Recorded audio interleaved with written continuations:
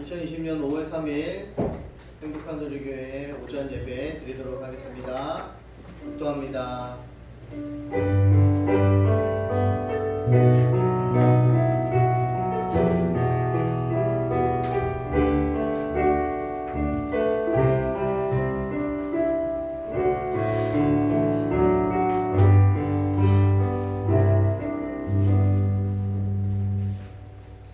사랑의 하나님 감사합니다. 오늘도 귀한 날 복된 날 주님께서 열어주시고 주님 전에 달려나와 예배하게 하시니 감사합니다.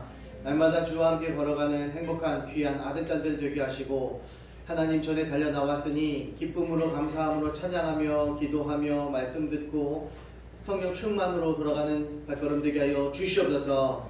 하나님께서 함께하여 주시고 날마다 주님 영광에 살아가는 복된 자녀들 다 되게 하여 주시옵소서.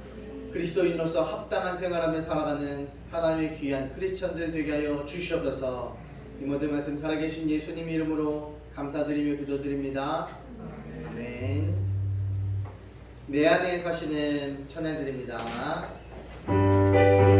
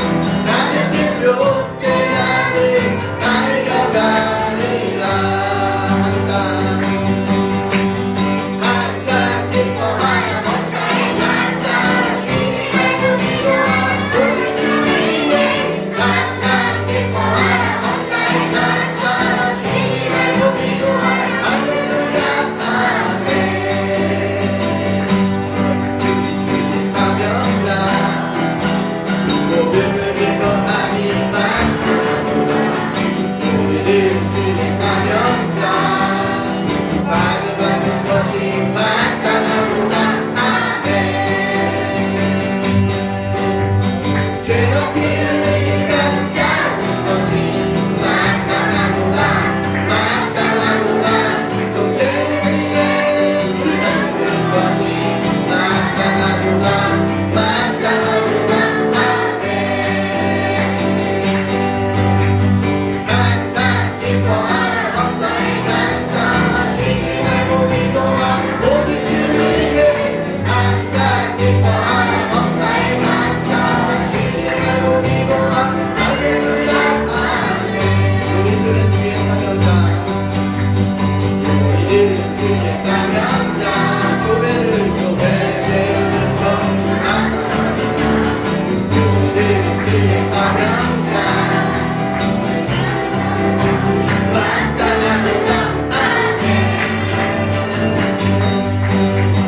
죄가 피 흘리기까지 싸운 것이 마땅하구나 마땅하구나 죄를 위해 죽는 것이 마땅하구나 마땅하구나 아멘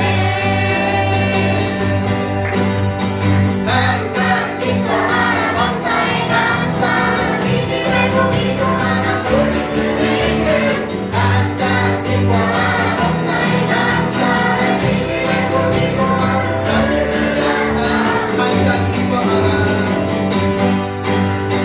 항상 기뻐하라 감사히 감사하시기 말고 기도하라 오직 주를 위해 항상 기뻐하라 감사히 감사하시기 말고 기도하라 할렐루야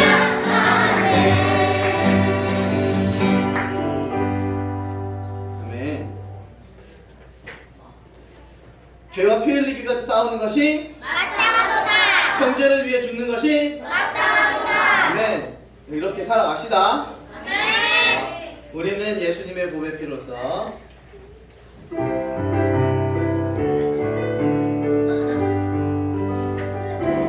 우리는 예수님의 몸의 피로써 성령의 강하게 아들의 자도 우리가 오늘로 말미암아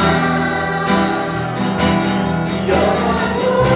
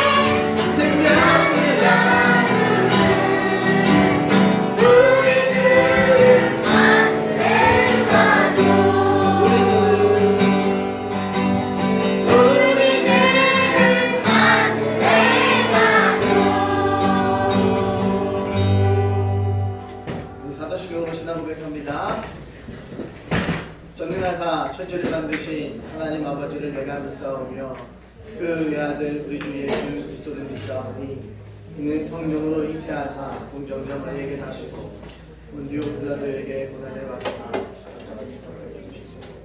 장사하면서 헤로데 주기자 가운데서 살을 드시며 하늘을 오르사 전능하신 하나님 우편에 앉아 계시다가 저리로서 산자와 주기자를 심판하러 오시며 성령을 믿사오며 거룩한 공예와 성도가 서로 교통하는 것과 죄를 사하여 주시는 것과 몸이 다시 사는 것과 영원히 사는 것을 믿사옵나이다. 아멘. 모두 일어나셔서요. 교도문 18번 시편 31편 우리 함께 교독합니다. 옆으로 살짝 비키면 되잖아요. 차렷. 여호와여 내가 주께 피하오니 나를 영원히 부끄럽게 하지 마시고 주의 공의로 나를 건지소서.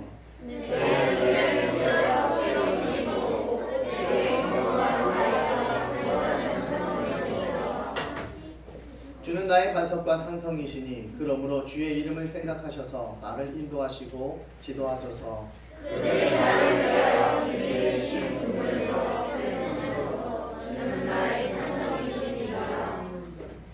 내가 나의 영을 주의 손에 부탁하나이다. 진리 하나님 여호와여 나를 속량하셨나이다.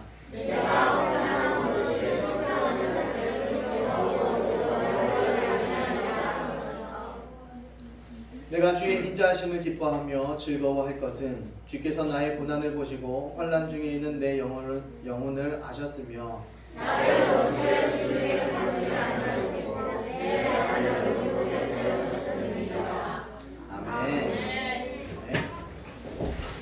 찬송가 430장입니다.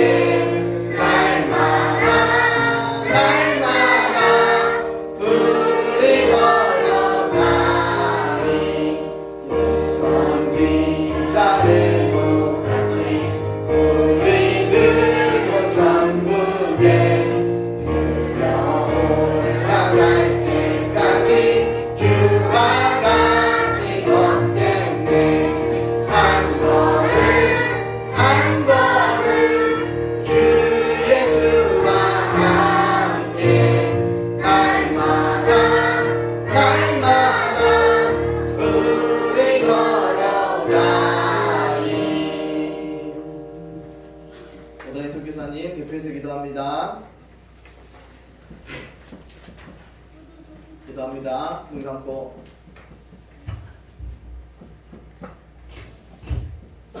오늘 어린이주일로 예배드릴 수 있게 해주셔서 감사합니다. 행복한 우리 교회 어린이들을 사랑으로 지켜주시고 인도해 주시니 감사합니다.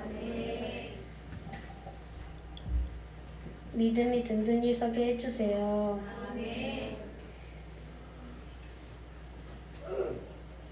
예수님, 우리 죄를 용서해 주세요.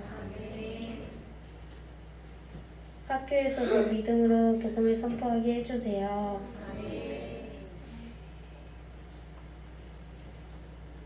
예수님, 오늘 주일 예배 드리는데 성령 충만하게 해주세요. 오늘도 예배 드릴 수 있게 해주셔서 감사합니다.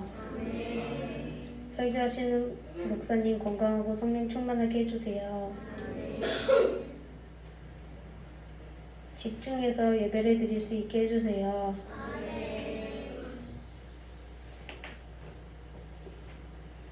코로나가 빨리 잠잠해지게 해주세요. 행복한 우리 교회 성도님 모두 예수님이 주인데 행복하게 해주세요.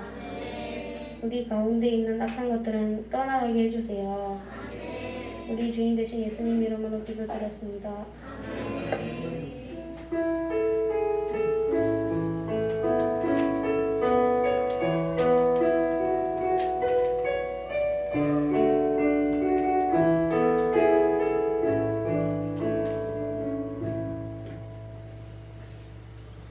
오늘 어린이 주일입니다. 어린이는 가실 때 선물 받아가시기 바랍니다. 예배 잘 안 드리면 안 줍니다. 예배 자세 안 좋으면 안 드립니다. 다른 자세로 예배 잘 드립시다. 알겠습니까? 먹을 거예요, 돈이에요? 자, 금주까지 예배 및 행사는 없는 것으로 하겠습니다. 코로나19로 인해서 목내에 손 흔들기로 계속해서 인사합니다. 최선을 다해서 위생 관리하고 타인을 위해서 조심합니다. 수요일 저녁 예배 개인 기도회로 또 각자 기도하고 가시기 바랍니다.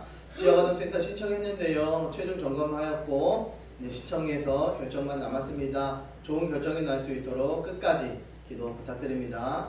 빠르면 이번 주 중에 연락이 올 것 같습니다. 자, 점심시간은 교회에서 없습니다. 그리고 또 예배 후에 2차도 가서 오늘은 식사를 하도록 하겠습니다.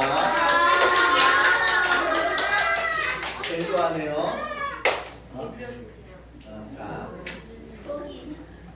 자, 모두 일어나셔서요. 말씀 받습니다.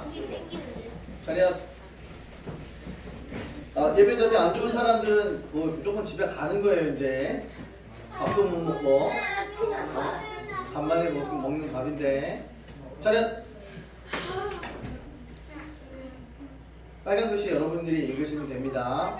오직 너희는 그리스도의 복음에 합당하게 생활하라. 이는 내가 너희에게 가보나 떠나 있으나 너희가 한 마음으로 서서 한 뜻으로 복음의 신앙을 위하여 협력하는 것과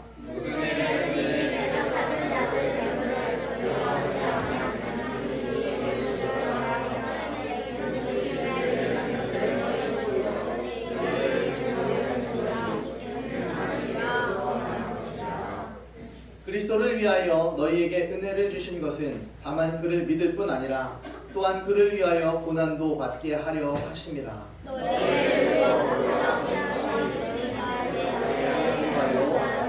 이제도 내 안에서 돕는 바니라. 빌립보서 1장 27절부터 30절 말씀. 아멘. 주십시오. 자, 친구.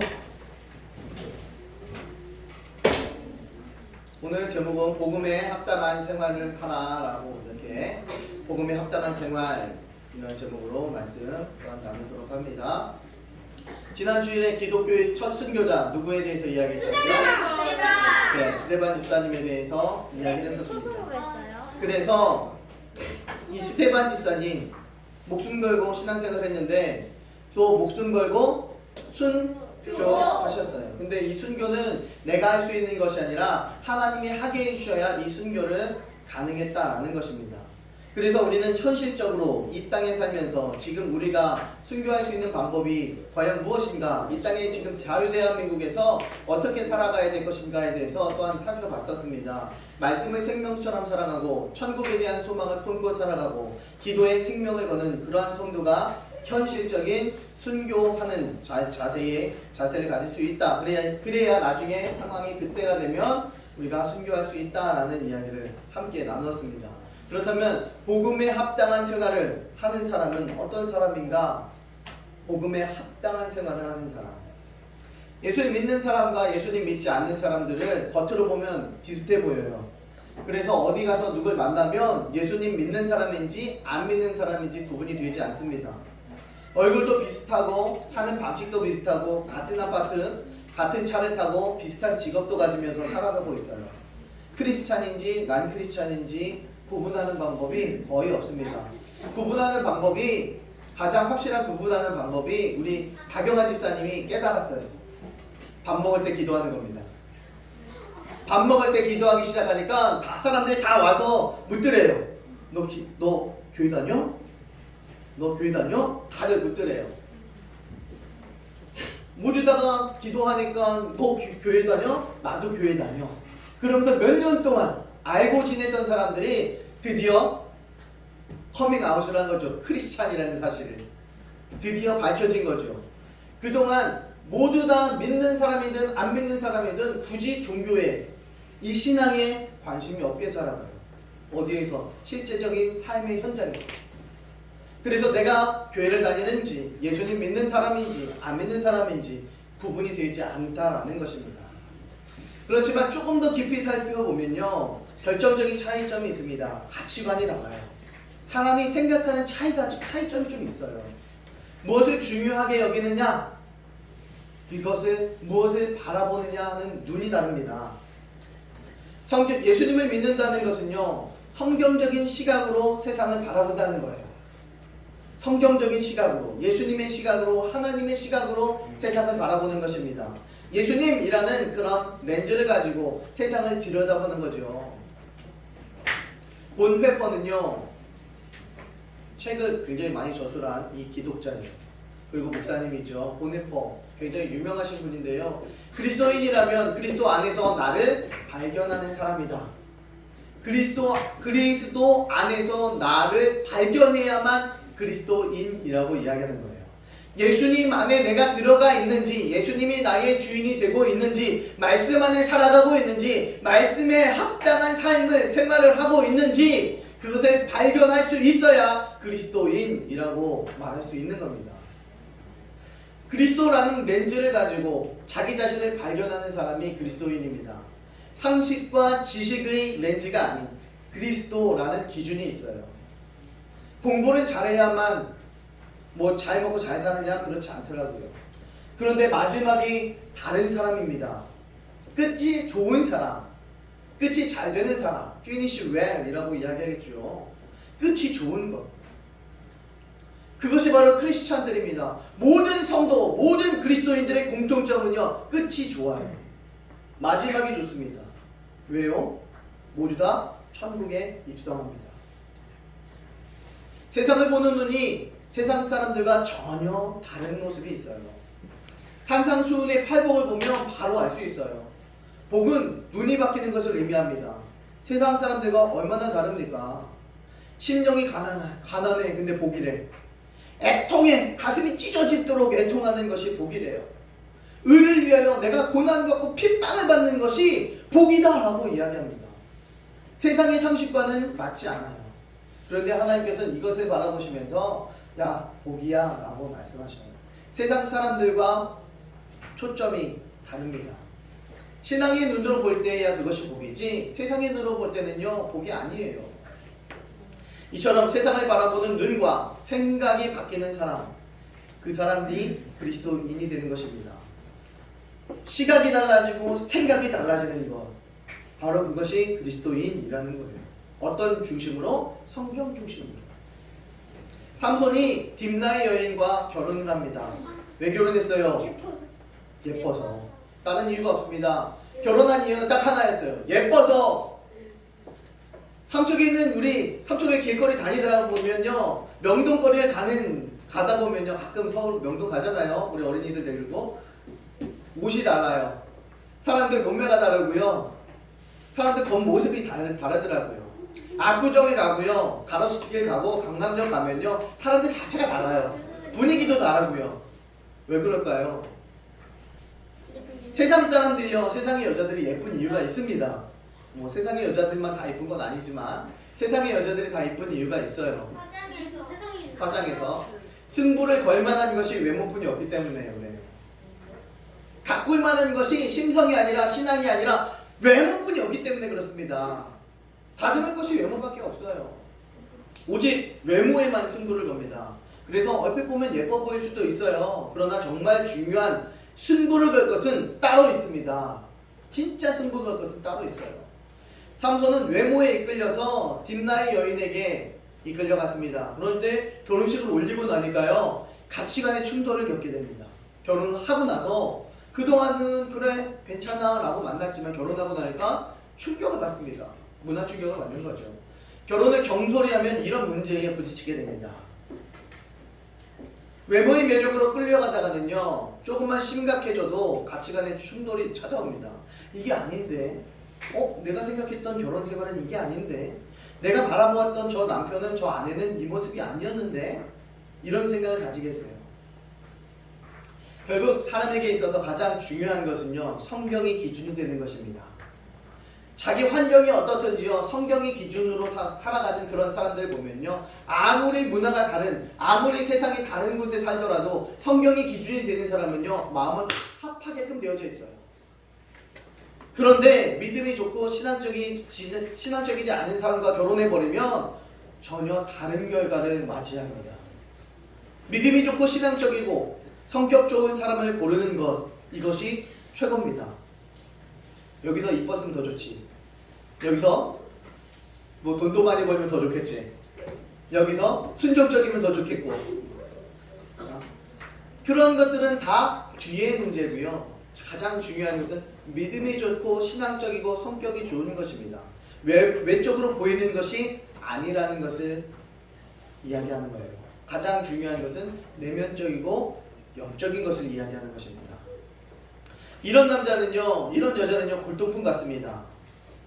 믿음이 좋고 신앙적이고 성격 좋은 사람, 이런 사람은 골동품 같아요. 시간이 지나면 지날수록 가치와 품격이 점점 올라가는 거죠. 내가 정말 기가 막힌 사람과 결혼했구나. 시간이 가면 갈수록 만족이 있습니다. 제가 굳이 말은 하지 않겠습니다. 누구라고 말씀은 하지 않겠지만, 이런 사람과 만나면 시간이 흘러갈수록 좋구나라는 생각을 가지게 되어져요. 믿음이 좋고 신앙적이고 성격까지 좋은 사람을 고른다는 것, 대단한 거죠. 그러면 점점 하나님께 가까이 가는 능력이 나타나게 됩니다. 게다가 요리까지 잘하는 여자를 만나면 노후가 행복합니다. 물론 요리 잘하는 남자를 만나면 또 역시 행복하겠죠. 여자 남자, 이 보는 눈이요, 제대로 박혀 있어야 돼요. 그런데 여자와 남자가 만나는데요, 연애를 하는데 중요해요. 여기 잘 보세요. 잘 보세요. 집중해서 봐야 돼. 이번에 나오는 거 집중해서 봐야 돼. 자, 여자와 남자가 눈이 제대로 이렇게 보기 위해서는 10대 때 연애하면 안 돼. 최하 여자 26, 남자 28세. 이때쯤 돼서 한 명하고만 만나서, 선구안이 좋아서 한 명만 만나서 신앙을 체크하고 믿음을 체크하고 성격을 체크해서 잘 만나서 그 사람과 결혼하는 것. 몇 살? 여자 자매님들 몇 살? 숫자를 안 읽히나? 자매님들 몇 살? 형제님들 몇 살? 제가 이렇게 기준을 잡은 이유가 있어요. 이제 잘 들어보세요. 잘 들어보세요. 이 26살의 자매들은 26살에 연애를 시작해서 2년을 사귀다가 28살에 결혼을 해서 30대 전에 아이를 낳는 겁니다. 알겠습니까? 그리고 형제들은 30 넘어도 괜찮아. 30 넘어도 괜찮아. 32에 이 30에 결혼을 해서 32살 이전에 아이를 낳는 겁니다. 그러면 됩니다. 그리고 우리가 성숙하게 그 일 동안 다른 것 쳐다보지 말고 신앙 바라보면서 실력을 키워가야 돼. 크리스찬들이 실력을 키워가야지 세상적으로 즐기고 세상적으로 놀고 세상적으로 유흥하며 살아간다면 결국은 모든 것들이 다 무너지게 되어져 있어요. 그렇기 때문에 이런 것들이 어릴 때부터 정립이 되어 있어야 돼. 누가 학교에서 만났을 때, 야, 연애 편지를 나는 너 좋아, 우리 사귈래? 이렇게 편지 오면 막 그냥 치워빨라 막 그러면서 확 그러면서 이야기해야 돼. 야, 이럴 때 이야기하는 게 있죠. 그래. 꺼질 수는 없겠지만 야, 저쪽 가. 난 너 필요 없어. 라고 이야기해. 몇 살 때까지? 자매들은 몇 살 때? 28. 대학교 졸업한 다음이야. 이거 직장 최하 2년 차야. 응? 직장 2년 차. 그때까지는 누구도 만나면 안 돼. 알겠습니까? 형제들도 역시 마찬가지로 28. 군대 같아. 대학교 졸업할 때가 27, 요즘은 26, 27에 제대하더라고요. 그러니까는 직장 1년차, 2년차까지는 절대 만나면 안 돼요. 그래서 신앙적으로 잘 정착해서 믿음의 사람 잘 만나야 나중에 행복하고 즐겁고 기쁘고 아름다운 복된 가정을 꾸리고 복된 신앙생활을 끝까지 갈 수 있어. 안 그러면 안 돼. 합당한 신앙생활을 해야 돼. 성경에 맞는 생활을 하기 위해서는 반드시 이 룰은 지켜가야 돼. 이 룰만 지켜간다면 무너질 게 없어요. 남자에 흔들리지 않고 여자에만 안 흔들리면 돼. 우리 친구들이.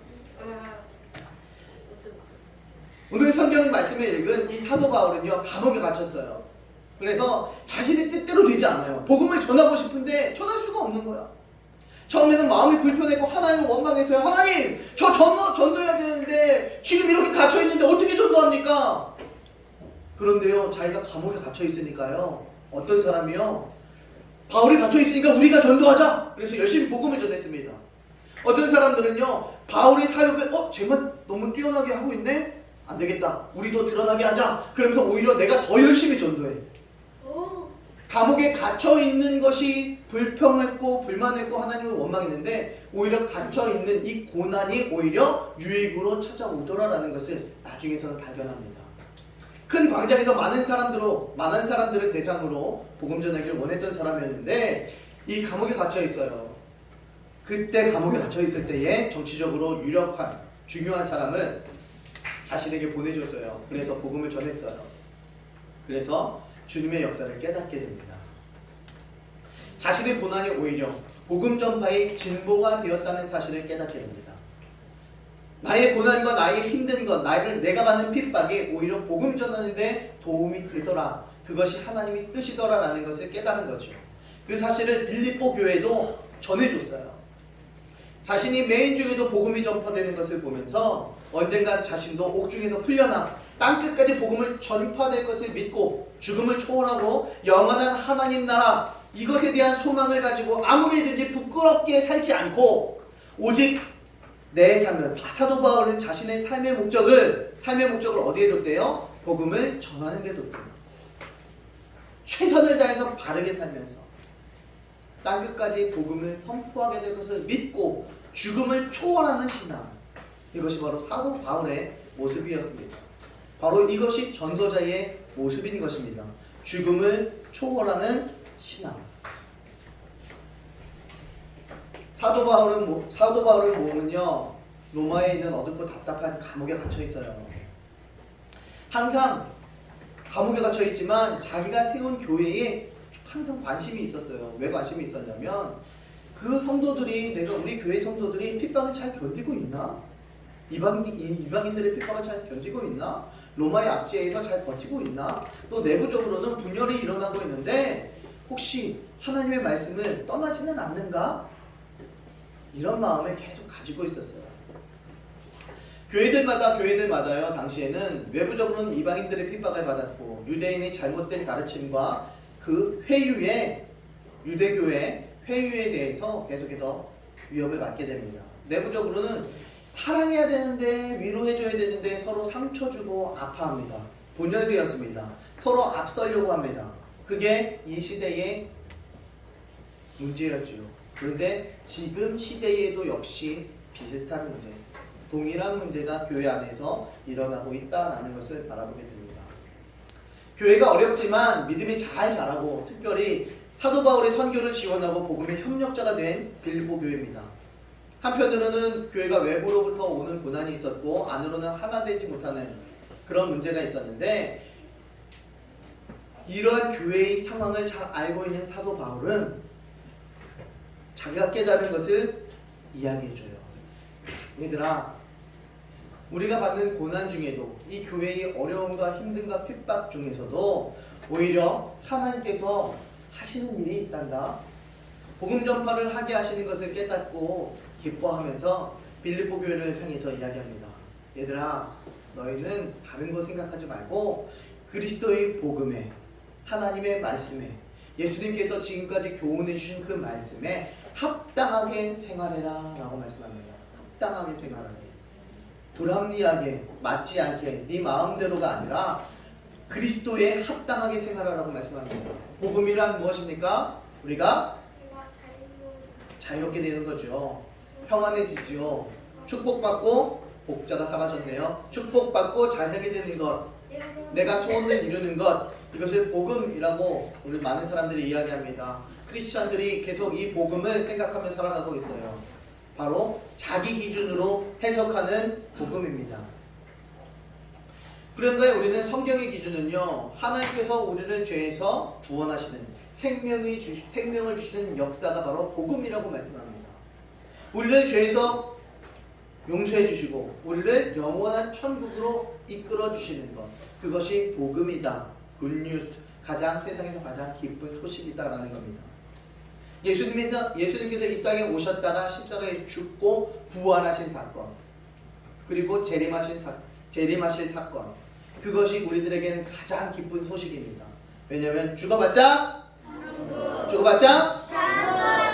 천국이기 때문입니다. 많은 사람들이 돈은 세상의 전부라고 이야기를 해요. 돈만 있으면 모든 것 다 된대요. 사업도, 정치도, 공부도, 결혼도 안 될 것이 없어요. 돈만 있으면요, 결혼도 자기 마음대로 하고 싶은 사람하고 하더라고요. 공부도요, 가고 싶은 학교 기부금 입학해갖고 막 가더라고요. 유학도 막 가요. 공부 되게 못했는데. 정치도요, 돈이 있으니까 정치를 하게 되더라고요. 사업도요, 돈으로부터 출발되더라고요. 그러나 안 되는 것 하나가 있습니다. 바로 생명입니다. 생명이 하나는 될 수가 없더라고요. 그래서 사도 바울에게 있어서 복음은요, 하나님이 구원하시는 능력입니다. 이 세상에서 가능하지 못한 것, 그것을 뚫고 나가는 것, 바로 하나님의 능력, 그것이 바로 복음이다라는 것을 선포해 나가고 있는 거예요. 복음은요, 지식과 철학과 단순한 진리가 아닙니다. 복음은 하나님의 능력인 것입니다. 복음은 하나님의 복음은 하나님의 이래서 능력 나오겠다 참. 복음은 하나님의 복음은 하나님의 바울은 복음을 죄인을 구원하는 하나님의 능력이라고 이야기합니다. 바로 우리를 구원하는 하나님의 능력이 바로 복음이라는 거예요. 예수님이 십자가에 죽고 부활하셨다는 이 사실을 우리는 믿고, 그것으로 믿고 이제는 예수님이 하나님이시구나. 보통 사람은 부활할 수 없는데 예수님이 부활하셨대? 와, 사람이 아니구나. 바로 신이구나. 생명의 주인, 생명의 창조자, 생명의 주관자, 그 신을 믿는 것입니다. 우리는 그분을 믿는 거예요. 그렇기 때문에, 그분을 믿기 때문에 우리들의 죄를 사해달라고 고백하는 것이고, 우리들의 죄를 사해 주시고 우리를 천국으로 데리고 가시는 것입니다.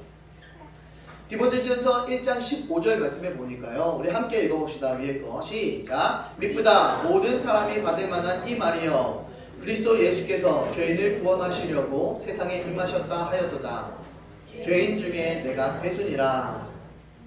이거 잘 개역개정판입니다. 그 밑에 현대인의 성경에서 보면요, 여기에 모든 사람이 받아들여도 좋은 믿을 만한 말이 있습니다. 여기 그리스도 예수님이 죄인들을 구원하시려고 세상에 오셨다는 것이 바로 그것입니다. 나는 죄인 중에서도 두목입니다 라고 사도 바울은 고백을 합니다. 모든 사람들이 받아들여도 좋을 믿을 만한 말이 있는데, 그것이 무엇인가 보니까 예수님이 죄인들을 구원하시려고 이 땅에 오셨다라는 거예요. 예수님이 이 땅에 오셨다는 것. 좁은 의미로 바울에게 복음이란 예수님의 십자가와 부활과 재림을 이야기합니다. 굉장히 단순하죠. 굉장히 짧습니다.